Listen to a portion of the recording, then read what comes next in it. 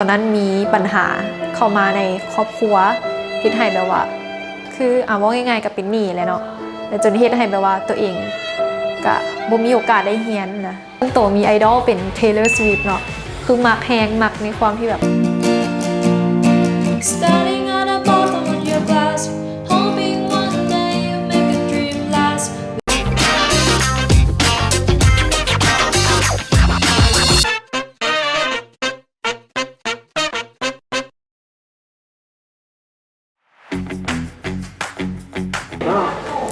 สบายดี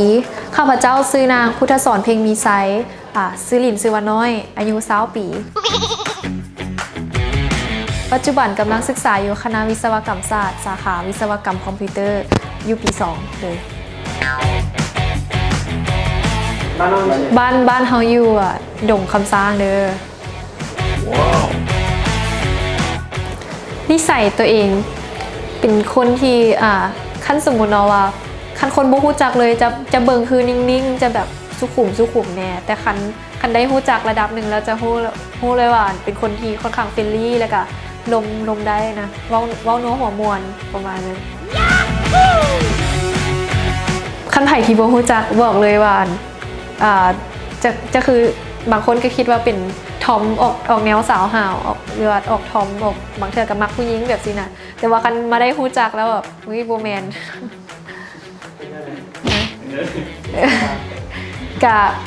กะมักผู้ชายปกติแหละน้องฮู้โตว่ามักดนตรีตอนตั้งแต่น้อยๆเลยตั้งแต่แบบประมาณ 3-4 ปีบางทีว่าเริ่มร้องเพลงแล้วก็แบบเริ่มซึมซับกับดนตรีหลายขึ้นตั้งแต่แบบเริ่มอาจจะระดับเพลงลูกทุ่งแล้วก็สตริงมาแล้วก็สากลจนแบบปัจจุบันก็ได้ซึมซับเข้ามาในตัวตนของน้องละมักสไตล์ป๊อปแล้วก็เมทัลแล้วก็แจ๊สด้วยที่ฟังอยู่ฮิปฮอปหน่อยนึงเคยประกวดอยู่โรงเรียนมัธยมเนาะตะกี้กันตอนอยู่ม.1 หันเคยประกวดร้องเพลงเป็นแนวปฏิวัติตอนนั้นร้องก็ได้รางวัลชมเชยมาแล้วก็เริ่มประกวดมาเรื่อยๆก็มีแข่งงานPepsi Singing Contest นำโดยแต่ก็ตอนนั้นก็บ่ได้แต่ก็ประกวดมาเรื่อยๆโดยมีงานอย่างแล้วก็ล่าสุดก็ไปห้องเป็นอาสาสมัครอยู่งานโลกมือสองเลยในช่วงชีวิตหนึ่งเนาะช่วงที่จบม.7 ใหม่ๆก็คือตอนนั้นมีปัญหาเข้ามาในครอบครัวเฮ็ดให้แบบว่าคือว่าง่ายๆกับเป็นหนี้แหละเนาะแล้วจนเฮ็ดให้แบบว่าตัวเองก็บ่มีโอกาสได้เรียนนะเรียนก็คือแบบเงินบ่พอที่จะจ่ายค่าเรียนก็เลยแบบก็เว้ากับตัวเองว่าเฮาดรอปจักปีนึงก็ได้ไปเฮ็ดเวียกเพื่อมาหาเงินแล้วก็จุนเจือตัวเองช่วยพ่อแม่แบบเพิ่นบ่ให้เพิ่นส่งเสียเฮานะเฮาพวกเฮาก็หาเงินได้สินะก็เลยด้วยก็หาเงินส่งเสียตัวเองเรียนตอนนั้นเฮ็ดเวียกมี 3-4 หน้างานส่วนใหญ่จะเป็นเริ่มทำอิฐเนาะเฮ็ดเป็นพนักงานขายเครื่องอยู่ร้านมาโกโตะแล้วก็ได้เฮ็ดเวียกอยู่โรงงานจนแบบใกล้สิเข้าเรียนแหละเพราะว่าช่วงนั้นเป็นช่วงที่เสียงเข้ามส.หลังจากนั้นฮู้ว่าตัวเองติดแล้วก็ออกจากเวียกแล้วก็หลังจากเข้าเรียนเนาะก็ไปหาเวียกใหม่อีกซึ่งเฮ็ดตอนแรงสินะเฮ็ดเป็นพนักงานเสิร์ฟบอยแบบนี้เลยตอนนี้เฮ็ดเป็นอาสาสมัครเนาะเกี่ยวกับสักวัคซีนกันพยาธิโควิดโดยมักวัฒนธรรมเขาเจ้าเป็นความฝันครั้งหนึ่งที่แบบตัวเองอยากไปเยือนประเทศเขาเจ้านะอยากไปเห็นว่าประเทศญี่ปุ่นเป็นแนวใดสิเลยส่วนตัวก็มักวัฒนธรรมเขาเจ้าแล้วก็มักเบิ่งอนิเมะมักเบิ่งการ์ตูนญี่ปุ่นแน่ความฝันตัวเองความฝันเจ้าของอยากอยากดังระดับว่าระดับโลกเลยเพราะว่า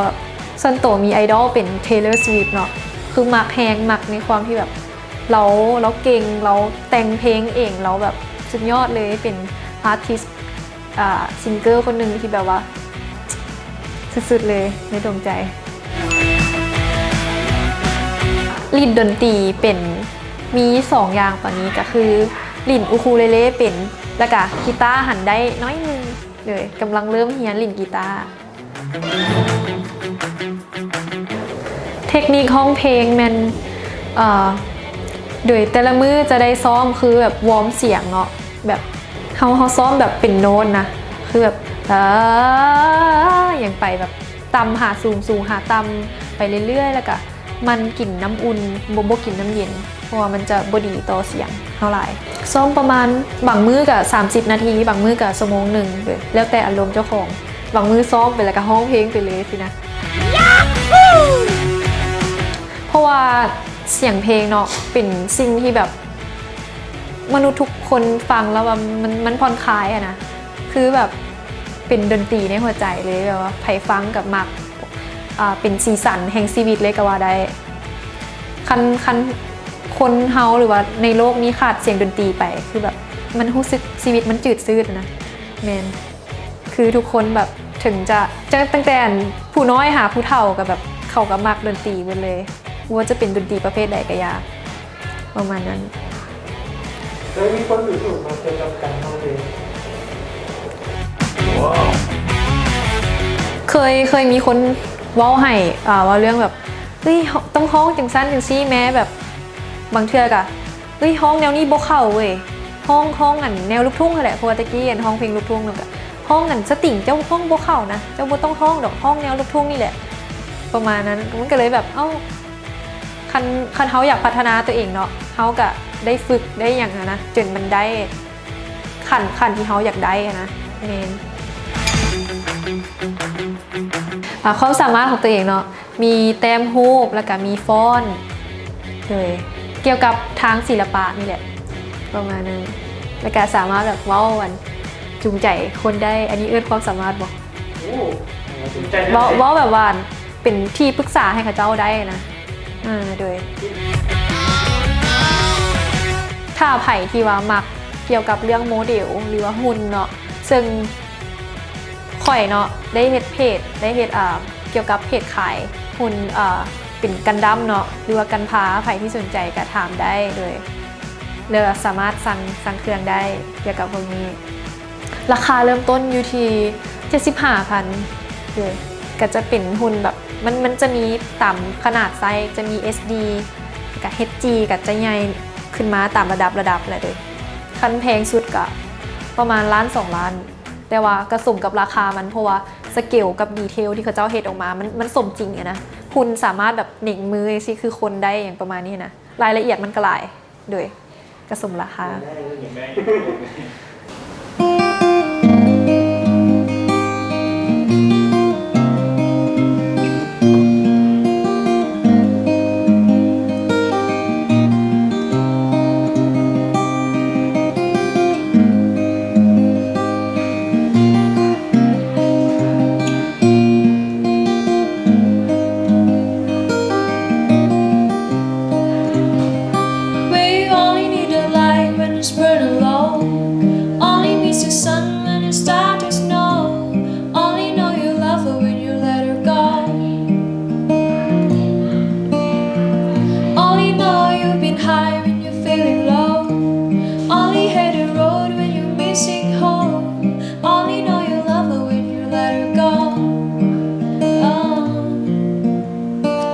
You let her go.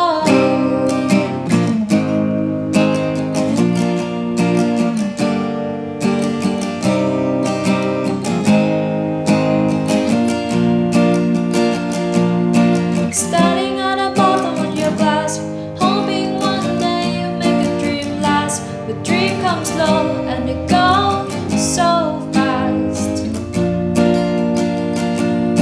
You see when you close your eyes. Maybe one day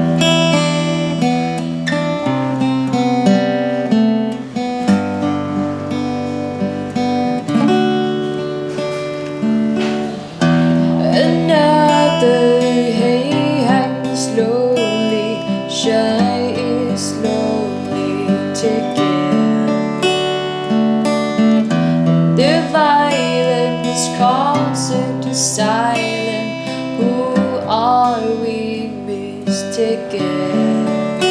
But you see, it's not me, it's not my family. In your head, they're all fighting with their tanks and their bombs and their bombs and their guns. In your head, they're all crying. In your head, zombie, zombie, zombie.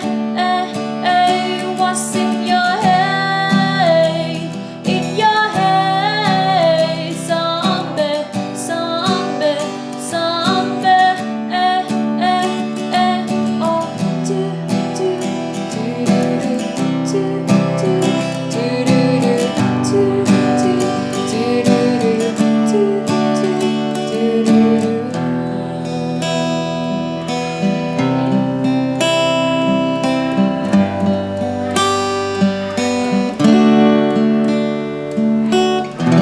Another martyr's breaking, heart is taking over. In the